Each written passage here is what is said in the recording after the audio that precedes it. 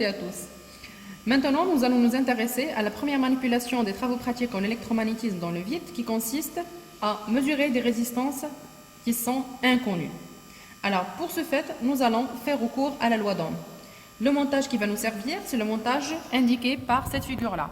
Donc, j'aurai besoin d'une source d'alimentation, d'une résistance variable que je vais utiliser dans un premier temps le rhéostat. J'aurai besoin d'un ampèremètre, d'une résistance, ou plutôt l'ensemble des résistances que je vais calculer grâce à cette méthode pratique, ainsi qu'un voltmètre. Alors, nous n'allons pas détailler l'utilisation de l'ensemble de ces composants parce que l'ensemble des vidéos a été déjà bien expliqué, ou plutôt il est déjà disponible au niveau de la séquence 3 du même spook. Que ce soit la présentation de la lime, que ce soit la présentation du rhéostat, ou bien de l'utilisation de l'ampèremètre ou celle du voltmètre. Alors, le montage est très simple. Alors, je vais brancher la sortie de l'alimentation le plus de la partie continue, que j'ai déjà sélectionnée, directement à la première borne de la résistance. Alors, le rhéostat, il dispose de 3 bornes. 2 bornes en noir et une borne en rouge. Je vais brancher ma source d'alimentation à la première borne noire. Alors, je vais continuer dans un premier temps cette première partie. À partir du même point, ça veut dire celui qui connecte la borne plus avec le rhéostat, je vais brancher un ampèremètre. Donc là, je reviens au même point. Et je vais brancher un ampèremètre. Toujours je l'entre avec le plus et je sors par le moins.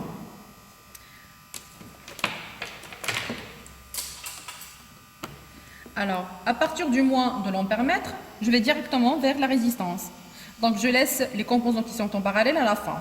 Alors là, mon boîtier dispose de 2 résistances qui me sont inconnues. Il y a la résistance R1, la résistance R2.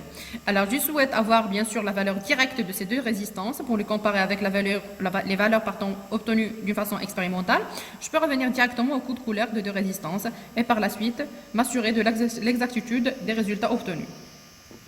Alors, je vais brancher la première résistance R1 et à partir de la résistance R, je vais revenir au point variable de résistance qui est la borne rouge.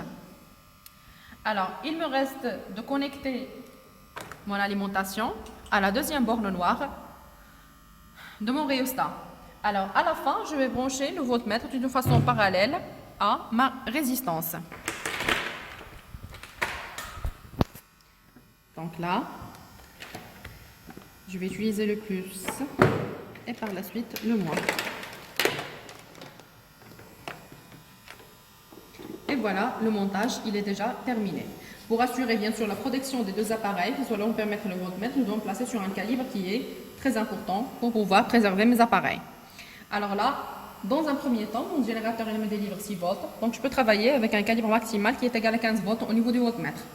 La valeur maximale du courant délivré, c'est 2 ampères. Je ne vais jamais atteindre, dans mon cas cette valeur-là. Ça veut dire même 1,5, il reste très supérieur aux valeurs de courant que je vais mesurer par la suite. Donc, je vais me mettre dans un premier temps sur 1,5 ampèremètre, toujours pour un souci de protection. Alors, ce qu'on me demande de faire par la suite, c'est de choisir 5 points au niveau du rhéostat et de mesurer les tensions et les valeurs de courant correspondantes. Toute la manipulation, elle est très détaillée, très bien détaillée au niveau du polycope, donc il suffit de s'y référer pour comprendre un petit peu le principe. Alors, pour obtenir la valeur des UV, alors je dois fixer des valeurs de calibre différents, calculer à la fois l'incertitude ainsi que les valeurs des courants et des tensions correspondantes.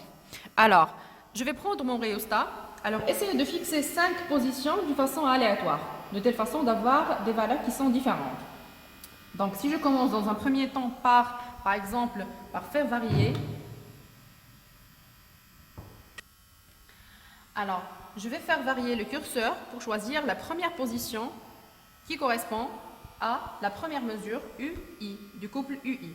Alors là, comme vous pouvez regarder, alors, les indicateurs de tension et de courant n'ont pas changé parce que je suis toujours sur le calibre supérieur. Donc, je vais faire varier et diminuer, d'accord, mon calibre jusqu'à avoir, d'accord, un calibre qui ne permet pas de dépasser la graduation. Alors, la même chose pour la tension. Voilà, donc j'obtiens des valeurs qui sont quand même correctes pour des valeurs de calibre qui sont très inférieures. Alors, la valeur de U et de I, il est égal à le nombre de graduations, ça veut dire l'indication de l'aiguille, multiplié par le calibre.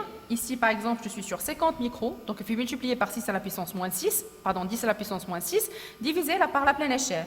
Alors, pour le choix de la pleine échelle, c'est très simple, pour pouvoir simplifier, je vais faire correspondre l'échelle de lecture avec le calibre. Par exemple, si je suis sur 50, je choisis de lire sur 50. Si je suis sur 15 ou de 1,5, je vais choisir de lire sur 15. Ça va me permettre de simplifier davantage les calculs.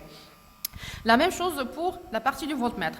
Donc je suis sur 0,5, je vais choisir de lire sur 50, puisque 50 et 15, ils sont en noir, et ils sont dessinés pour lire les tensions qui sont contenues. Donc 0,5, ça correspond à une lecture sur 50, ce qui va me permettre de simplifier davantage les calculs. Pour la valeur de l'incertitude, donc l'incertitude delta I et delta U, ils sont égales à la classe fois le calibre divisé par 100. Alors la classe de l'appareil, il est indiqué ici. Donc vous avez 2 pour les tensions continues et 2,5 pour les tensions sinusoïdales ou bien alternatives. Donc les mêmes classes sont disponibles, ou plutôt la même classe est disponible sur les deux gammes qu'on utilise ici, de voltmètre et d'ampèremètre analogique. Alors, pour chaque point, je vais avoir une position qui est différente. Avant de passer à la deuxième mesure, il faut toujours revenir au calibre supérieur pour protéger l'appareil, parce qu'au fur et à mesure que j'augmente la valeur de la résistance délivrée par le rhéostat, la valeur de la tension ainsi que du courant, elle va augmenter.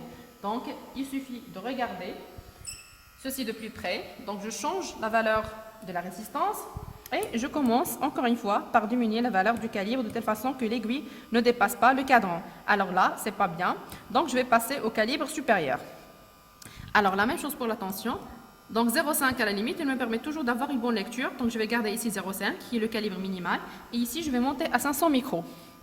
Donc je vais faire la même chose jusqu'à obtenir, ou plutôt jusqu'à atteindre la valeur maximale de la résistance délivrée par le rhéostat. Alors ainsi, je vais obtenir 5 points qui vont correspondre à 5 couples UI avec 5 valeurs d'incertitude delta U et delta I. Alors n'oubliez surtout pas de noter la valeur des calibres avec l'unité correspondante. Alors ici on vous demande de donner en volts, donc là je suis toujours en volts, c'est pas grave, mais au niveau des intensités, il faut veiller à convertir les microns en milli. Alors une fois que je termine le remplissage de ce tableau qui correspond aux 5 positions avec les valeurs correspondantes, qu'est-ce que nous allons faire? Nous allons tracer la courbe U en fonction de I, en représentant les rectangles d'incertitude. Pour bien comprendre le principe du traçage des rectangles d'incertitude ainsi que la notion de l'incertitude, je vous invite à revoir le contenu de la séquence 2 du même SPOOK. Alors l'objectif effectivement, c'est de calculer la pente maximale, pente minimale, pour aboutir à la fin à la P moyenne. Alors cette valeur-là, elle correspond effectivement à la résistance que nous cherchons. Alors delta P moyenne, ou plutôt P moyenne, elle est égale à P maximale plus P minimale divisé par 2, avec l'incertitude relative à P moyenne, qui est égale à delta P moyenne, elle est égale à P maximale moins P minimale divisé par 2, qui correspond à delta R, ça veut dire l'incertitude sur la mesure de la résistance. Alors, toutes les courbes correspondantes à cette partie-là sont très bien détaillées dans la séquence 2 de ce même SPOOK. Et maintenant, nous arrivons à la fin de cette première manipulation. Je vous souhaite bon courage pour la suite.